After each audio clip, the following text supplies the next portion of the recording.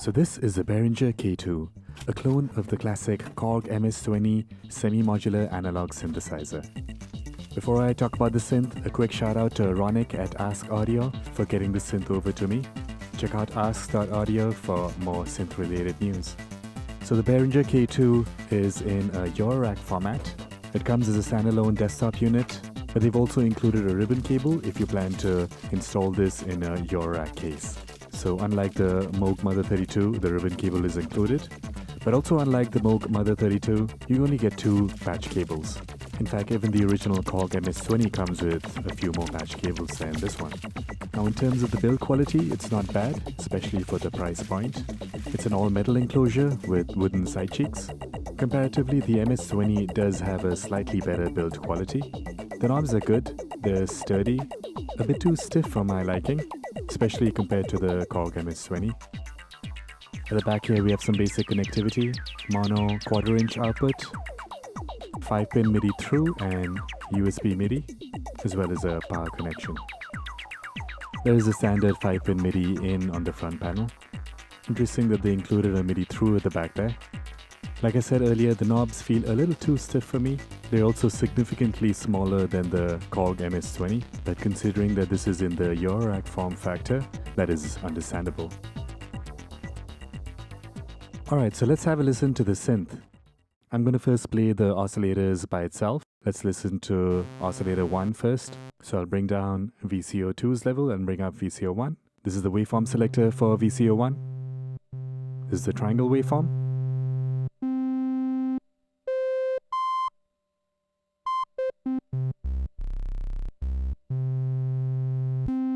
Octave selector here. This is a sawtooth, slightly louder.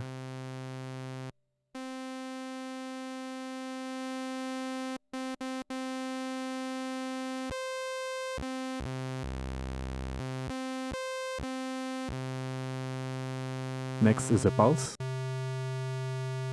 With the pulse width dial all the way to the left, you get a pure square wave, and as you increase it, you're adjusting pulse width. On the maximum, it kills the sound completely. Unfortunately, there is no pulse width modulation support on this synth, not even through the patch points. Next, there's a noise source here. So you get this pure white noise signal. Let's bring in oscillator 2. This has a sawtooth, a square, a narrow pulse, and also a ring mod. So the 2 oscillators are ring modulated and we're hearing the result of that.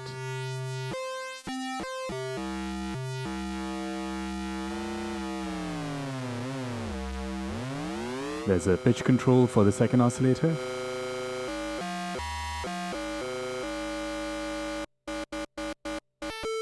So no pulse width control on the second one.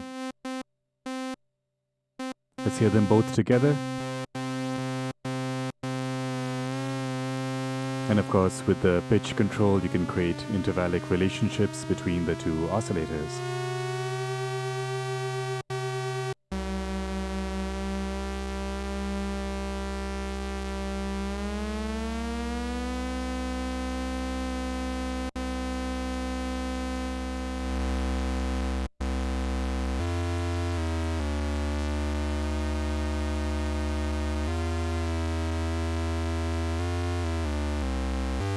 Alright, I'm going to run a sequence here through my DAW.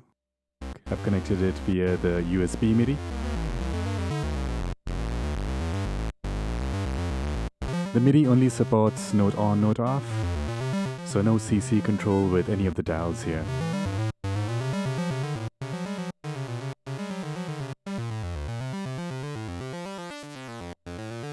Alright, let's now check out the 2 filters. We have a high pass filter here.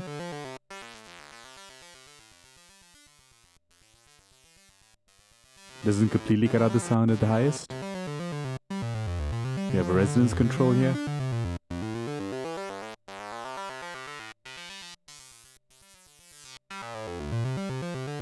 You could really crank up the resonance.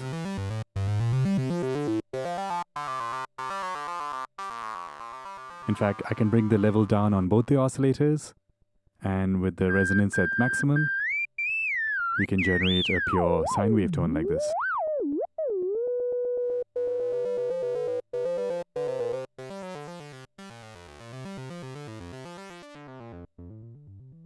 Let's try the low pass filter now.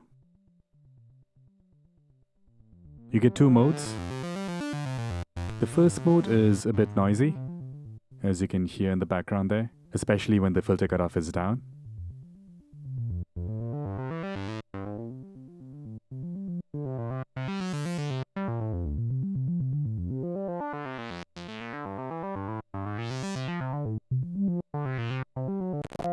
Filter 2 is definitely a lot cleaner. And of course, this low pass filter also has that self-oscillation feature. You can have both the filters running simultaneously.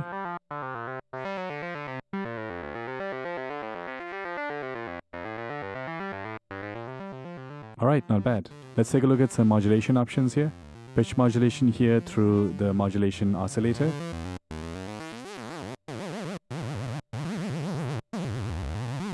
So we can get some vibrato style effect.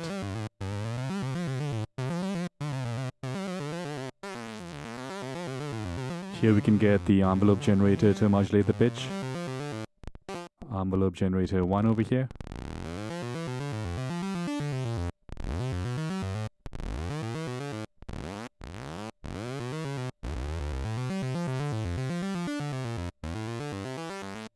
Next we have modulation for the high pass filter.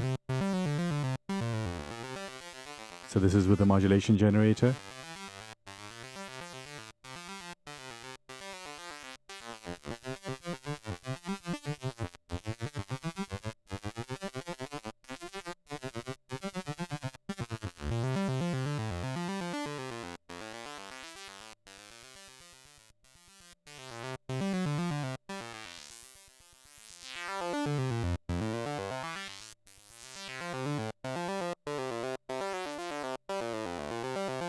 Same on the low pass filter. We can use the modulation generator, or we can also use the envelope generator.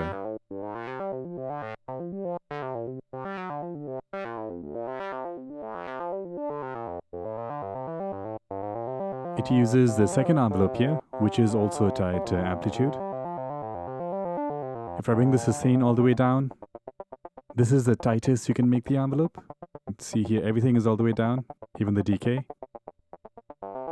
Alright, let's hear some modulation on the filter cutoff with that envelope.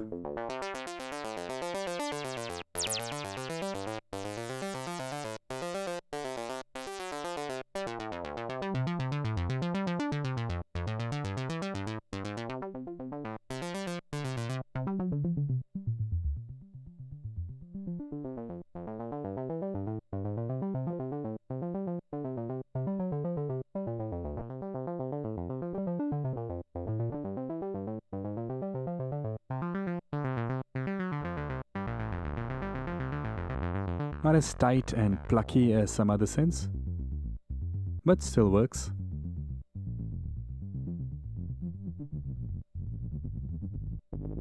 And of course you can have both modulators running simultaneously, so the modulation generator as well as the envelope modulating the filter cutoff simultaneously. So that's basically the synthesis engine. Very straightforward. Couple of oscillators, couple of filters, and couple of modulation sources. Now, of course, with the patch bay on the right here, we have a little bit more options. There's a sample and hold generator here that we can use. I'll use a modulation generator as a clock source, so I'll plug that into the clock input on the sample and hold. Let's take the white noise signal and plug that into the input on the sample and hold generator. And then the output we can use to modulate any destination. Let's try the frequency first.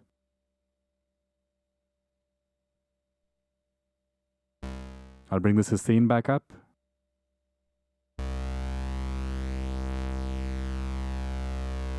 So now with this style, we still have the modulation generator as the source of modulation.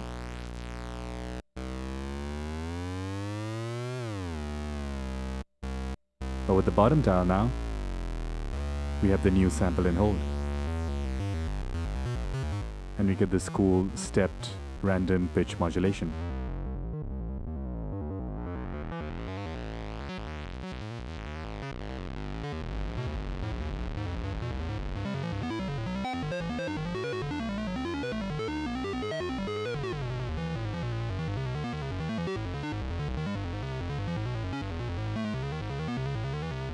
Changing the rate of the modulation generator is going to change the clock speed.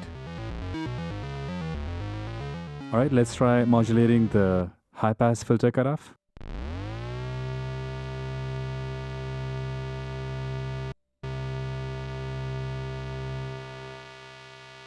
So now the high-pass filter is randomly stepping through different values.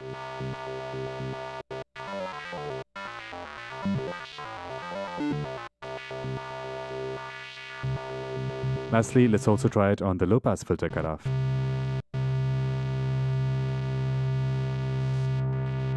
So that's a quick look at the Behringer K2. Now, if you already have a Korg MS-20 or even a Korg MS-20 Mini, I don't see the point of this unless you really want that EuroRack form factor. But if you've never had a chance to play with the Korg MS-20, this is a fantastic alternative. Alright, so I hope you like this video. Stay tuned for more.